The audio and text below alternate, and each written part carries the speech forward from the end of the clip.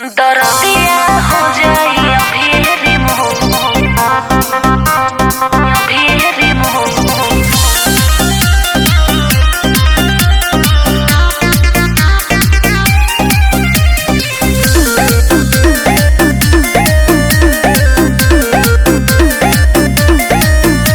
पलंग हिलेगा तो मजा मिलेगा, जवानी तो दिन प दिन खिलेगा। अरे नहीं खिलाना है, हटियोगा। पलंग हिलेगा तो मजा मिलेगा, जवानी तो दिन प दिन खिलेगा।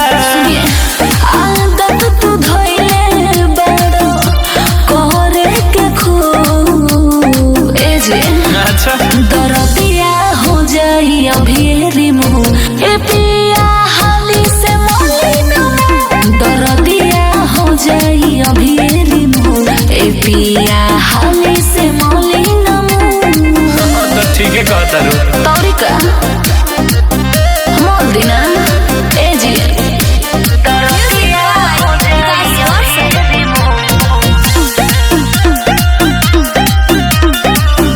अदिया हो नाए धनी कमरिया दबा दे। अरे आओ ना, अरे हटी ना सुनी मजाक में बात जाने ले जे हाय बुझ के सोच को दे जे हाँ जाला जवानी के रस में तो डूब। दरदिया हो जाई अभी रिमूव। ए पिया हाली से मोलिनो दरदिया हो जाई अभी रिमूव। ए पिया हाली से मोलिनो अच्छा ठीक बा।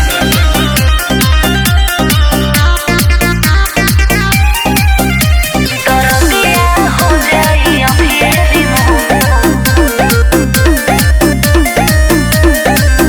कदो न खजाना ए रानी चल पलंग पर। काहे चली ना जाए